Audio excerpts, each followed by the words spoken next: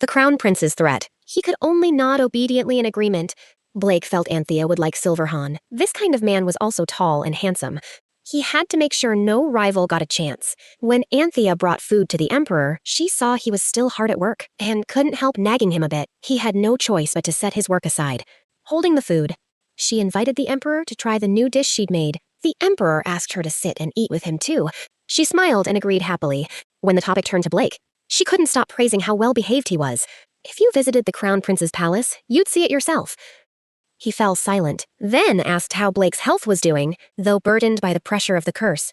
And unable to go see his own child, he still worried about him deeply in his heart. She showered praise on Anthea's cooking. My daughter-in-law's cooking is truly wonderful. She asked what gift he wanted. Normally, he would surely refuse. But today was different. He asked the Emperor to let him go to the Forbidden Land. To find a way to break the curse, Tanlawa Palace was a forbidden place.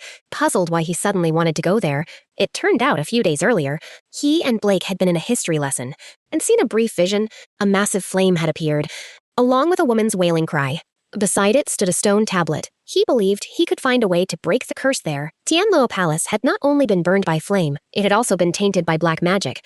He couldn't agree to it. You are also my child. I can't send you into danger.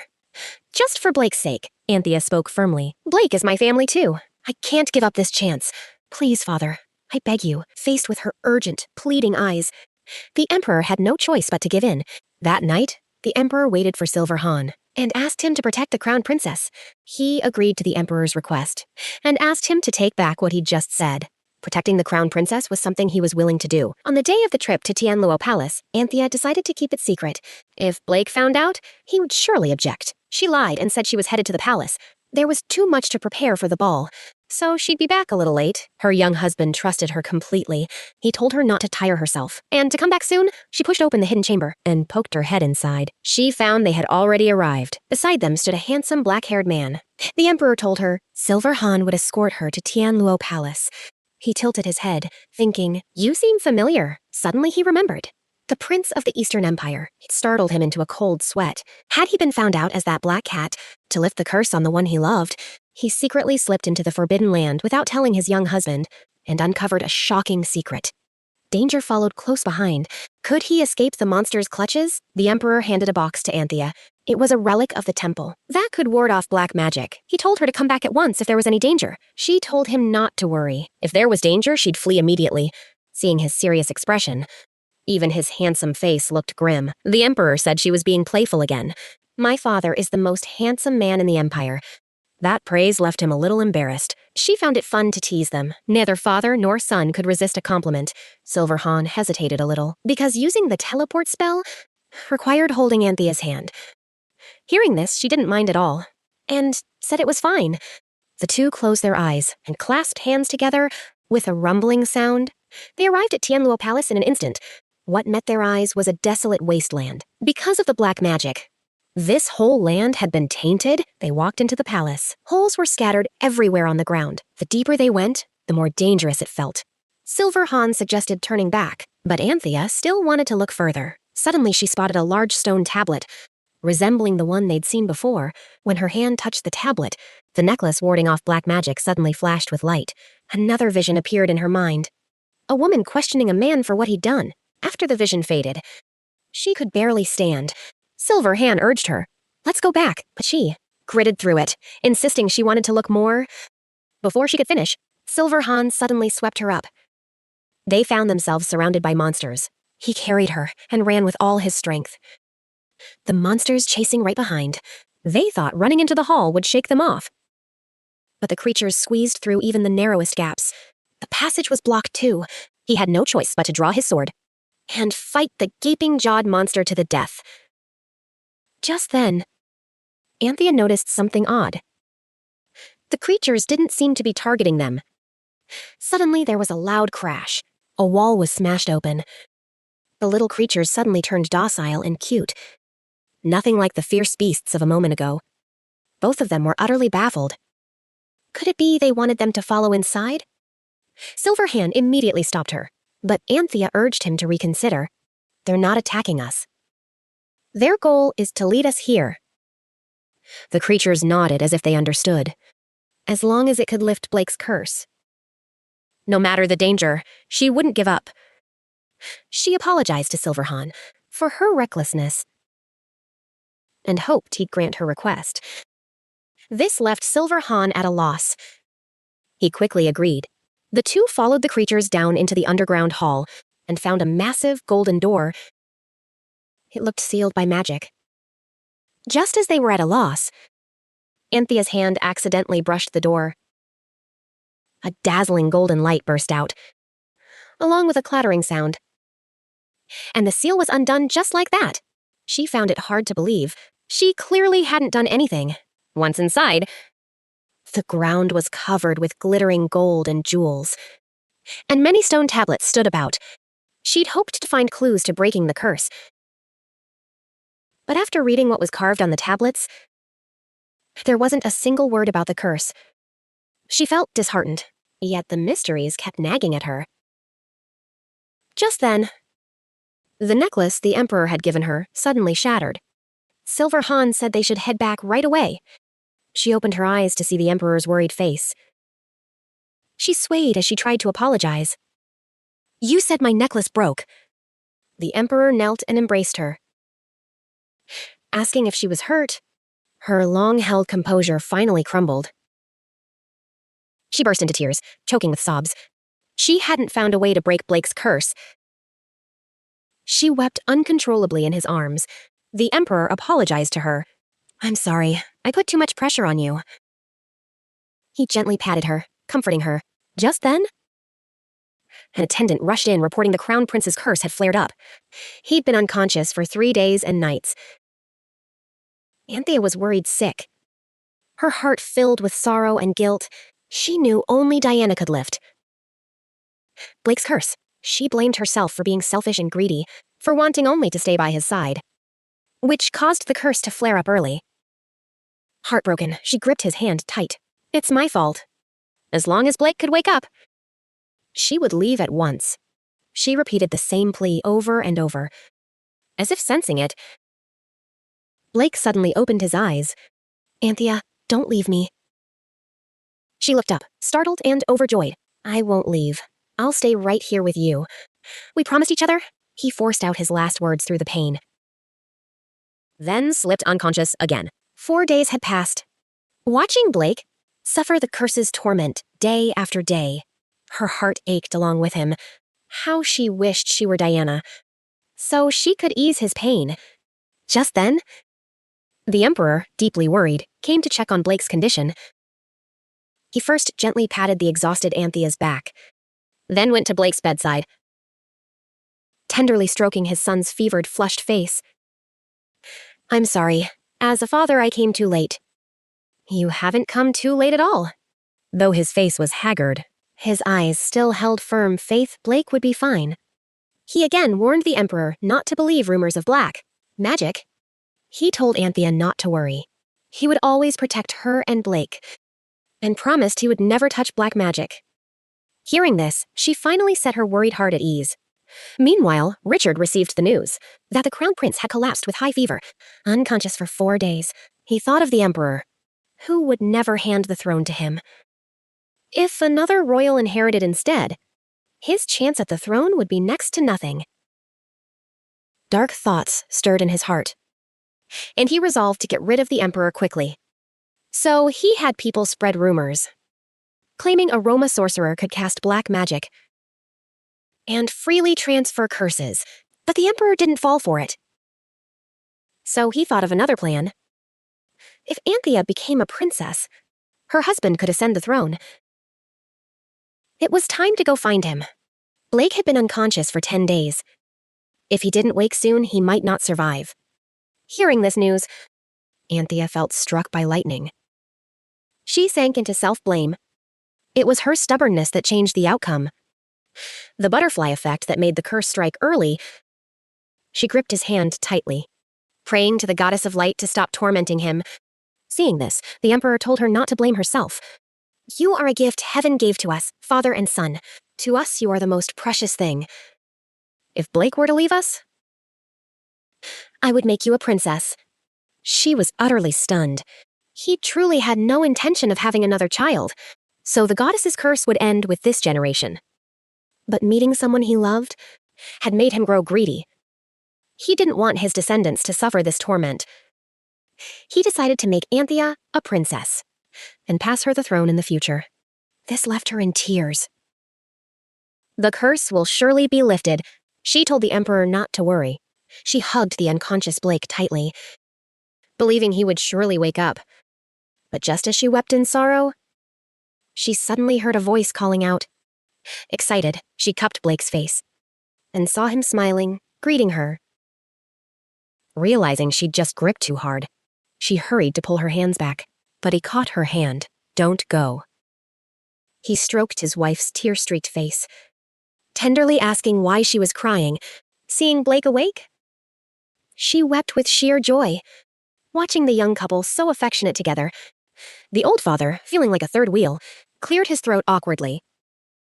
The emperor checked his son's temperature with concern. Faced with his father's closeness, he shyly looked away, embarrassed. After 3 years apart, father and son finally reunited. He meant to go call the doctor to examine him, to give the two of them time alone. But Blake gripped him tightly and wouldn't let go. The emperor understood at once, and said he'd manage on his own. Once the emperor left, Blake pulled her into a tight embrace, pouring out how much he'd missed her. During his time unconscious, he'd been fortunate to hear his wife's call, which gave him the strength to fight through the curse's torment. He smiled, thanking his wife. Hearing this, she cried, choked with emotion, so relieved he had finally woken up. Ever since Blake woke up, many things had changed in the Crown Prince's palace. The emperor not only visited often, but also made time to eat with them. Seeing father and son just eating quietly without talking, Anthea racked her brain over it. This wouldn't do. So she looked for a way to bring them closer. She introduced Blake to the emperor. Isn't our crown prince super adorable? The emperor just gave a non-committal grunt.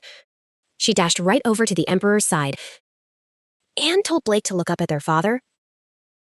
Isn't he especially handsome? Little did she know that tipped over his jealousy instantly.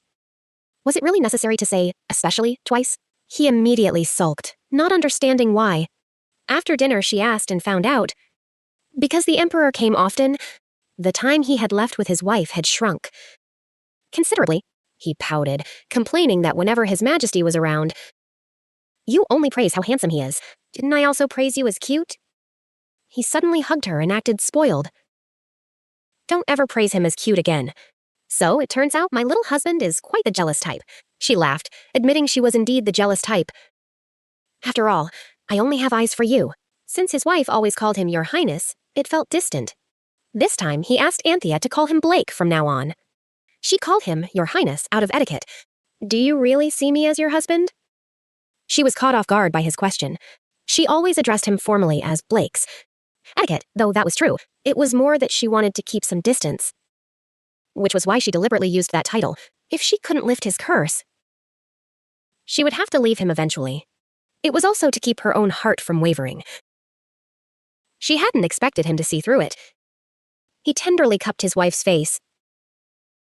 Just like when I was unconscious. Call me Blake. Looking into his hopeful eyes. Her heart softened, and she finally said his name.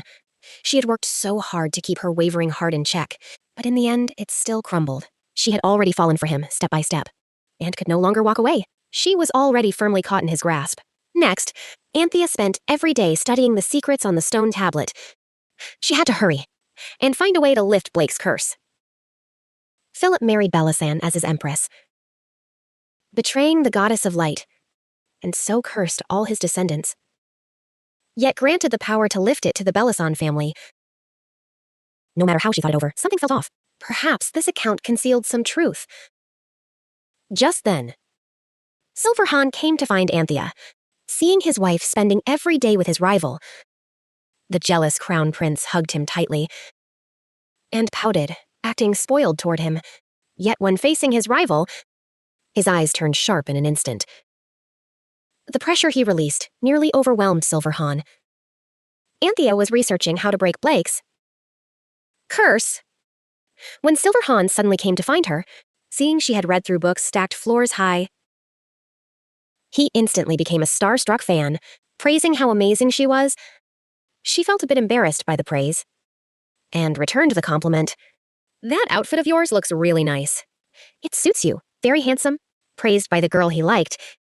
He smiled shyly. But she was also curious why he'd suddenly chosen to be his guard. She'd heard he had refused the emperor many times before. It's for the crown princess's sake that I made this decision. He said he would be her steadfast support from now on. Just as the two were chatting happily, a sudden gust of wind rose. Anthea was swept off her feet. Luckily, Silverhand caught her in time. She didn't understand what that was. It was the power of the dragon. It turned out Changguo had sent someone to assassinate him. As he tried to pull Anthea away to flee, a black-haired, blue-eyed girl blocked their path. Seeing the visitor, he was shocked. "You've come to kill me, haven't you?" She hurriedly explained she'd come to ask her brother to return. "The white dragon has chosen me as its master, and now I beg you to become the emperor of Changguo." Silverhand refused. "Don't try to trick me." He didn't want to hear her explanation at all. He turned and walked away as soon as he finished speaking. Anthea kindly spoke up on the girl's behalf, only to be mistaken for a rival. The reason he wouldn't choose her must be because of this girl. She'd taken a hit lying down, so to speak. What terrible luck. Gathering dragon power in her hands, she launched an attack on him. But it stung so much his eyes couldn't stay open. 2 hours later, the one who'd been so fierce moments ago, now lay collapsed on the ground. Silverhand asked with concern how she was. Fortunately, she wasn't hurt. Then he brought the black-haired girl back to his residence, seeing his little wife return. Blake gently pounced and hugged her. "I missed you." Though she'd been gone less than an hour, he pouted, acting spoiled. An hour feels like forever to wait.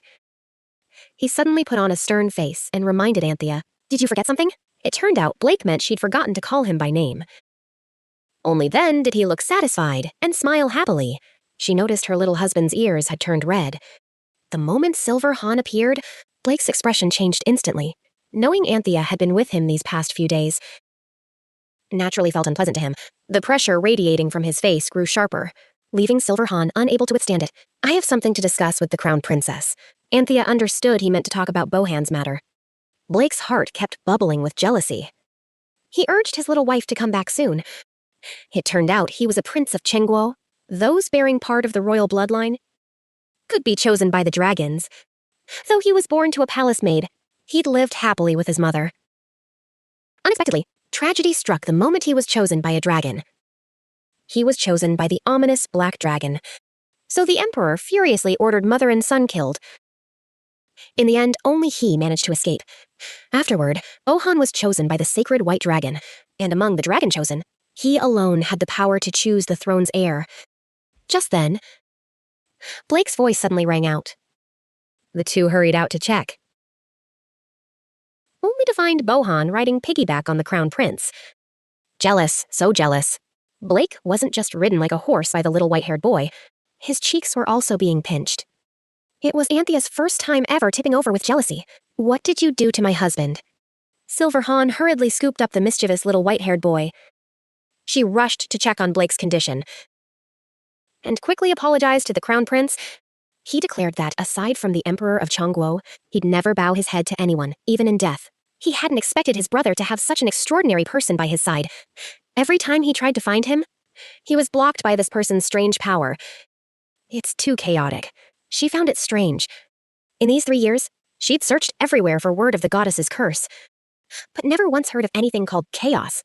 She was certain this girl knew something about Blake's curse. Sure enough. "If you want to know, let's make a deal." So the two sat down to talk privately. Her condition was for Anthea to persuade Silverhand to return with her to rule Changguo, but she couldn't sway her brother's choice. If she could agree to her terms, she'd help decode the secret on the tablet and find out about the crown prince's matter. She believed her brother would hear what she said.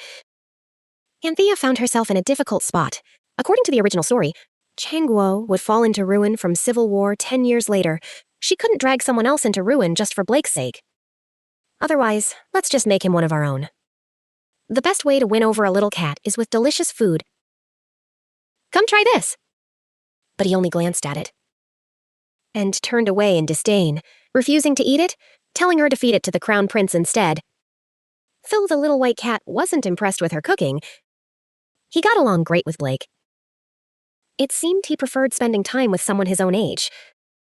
The moment he saw Silverhan arrive, Luohan rushed right over to show his brother his new outfit. You're too noisy. You interrupted my greeting to the crown princess. That's very rude. He hadn't expected to be scolded, and his feelings were instantly hurt.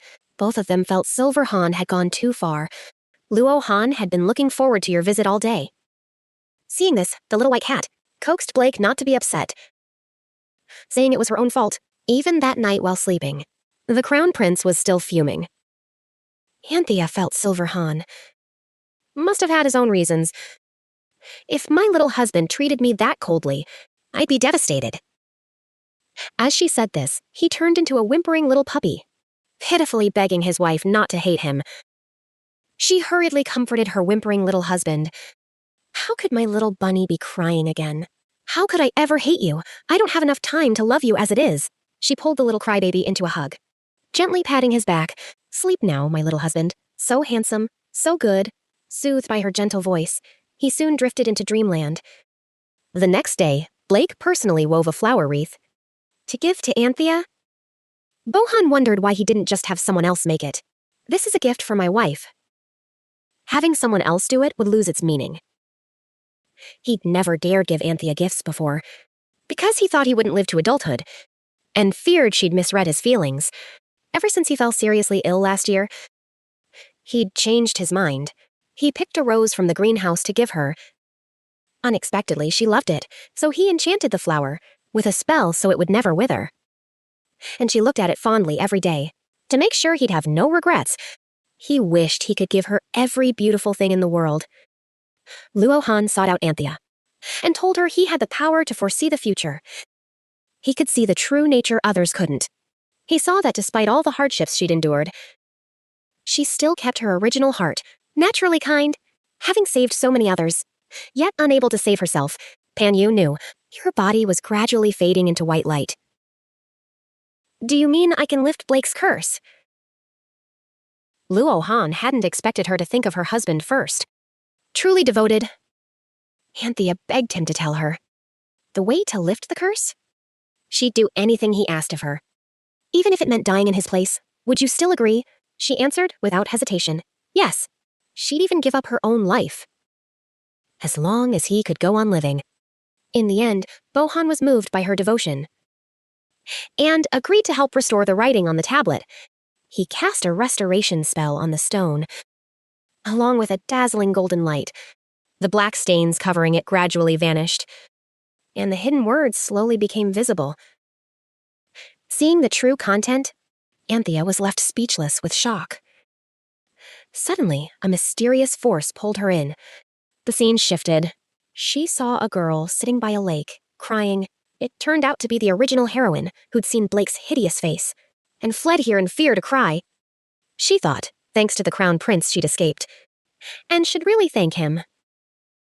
Just as she got up to head back, the lake suddenly shimmered with dazzling light. So bright her eyes couldn't stay open. Unexpectedly, a force pulled her into the lake. A feeling of suffocation overtook her. In the water, she couldn't breathe at all. To whom will you pass on the power of light? A strange voice questioned her. Anthea suddenly jolted awake. It turned out she had briefly lost consciousness. From the scene she'd just witnessed, she finally realized she was the heir to the power of light. She'd found it. She'd found it. Finally found the way to lift Blake's curse. It turned out she herself was the heir to the power of light, and could lift the curse on him. From the moment Bohan first saw her, he could tell she possessed the goddess's power. The reason Blake's curse hadn't spread further was because her light had held it back. The power radiating from Anthea was so strong, the dark force couldn't take effect. As long as she used her will, she could easily break the curse on him. She hadn't expected to be the heir to the light herself, which meant she could stay by Blake's side forever. Just then, with a thud, Luo Han collapsed in front of her. Silver Han rushed over in a hurry. Only then did they learn one chosen by the White Dragon would die if their mana ran out in a foreign land. He couldn't understand why she'd insisted on staying here. Because lifting the Crown Prince's curse had always been something her brother hoped for after becoming the Grand Priest. Though many surrounded her trying to curry favor, the only one who truly cared for her was her brother. She didn't want to go back to that terrifying hell. That's why she helped the Crown Princess. I just wanted to be with my brother. To see you in my final moment. I have no regrets in dying. I only hope you'll live happily forever. With her last words spoken, she slowly closed her eyes. He couldn't accept it, and broke down, crying out. Because of Bohan's sudden passing, Anthea too was deeply saddened. He picked Bohan up in his arms, and bid farewell to the Crown Princess, while there was still a last breath left. He had to return to Changguo at once. There might still be a chance to save her, Anthea said she understood, and told him to hurry and set off. After Silver Han returned to Changguo, he didn't come back for a long while. He felt a bit down. Blake noticed it all. His wife instead worried Bohan's departure had left him lonely, missing a friend. How could I be lonely? I have my wife with me. In truth, he should be thanking Bohan for conveniently taking his rival away. Her cute pouting again left him unable to resist. Knowing how to lift the curse still wasn't enough. Because Blake was still too young? When will you grow up? Faced with his wife's question, he instantly blushed. Too shy to know how to answer? I'm already quite grown up. If they wanted to fully lift the curse, His Highness would need to grow up a little more. He'd need to be much bigger than this. Seeing he looked hurt, she immediately corrected herself. It's like he's already as big as a peach. He still hung his head, sulking. Only then did she realize he didn't like her treating him like a child. Blake immediately vowed to go train his abs and told his wife to wait a little longer. He'd grow up soon. So the young couple walked hand in hand to the training grounds, only to run into the Emperor along the way. He teased that it was the first time his father had caught him like this, which made him blush from embarrassment. With his wife watching, where could he put his old face? My dear, come along too. Then, with both arms, he scooped up the two little ones. On the way, they happened to run into the Emperor. He stroked Anthea's head and asked where they were headed. Blake answered they were going to the training grounds. Let's go together. He decided to spend some time with the two of them. Both of them thought this was unusual of him. Usually, he only came to the Crown Prince's palace for dinner and left. It seemed he wanted to grow closer with his son. Watching this rare scene of them together, she felt truly comforted inside. But it wasn't long before the Emperor, striding on his long legs, left the two little ones behind, then turned and complained their short legs were too slow, only to suddenly scoop up his son the next moment, which left him utterly stunned. While Anthea stood by, watching the show unfold, Blake struggled, demanding the Emperor put him down. But his soft little fists landing on his father carried no force at all.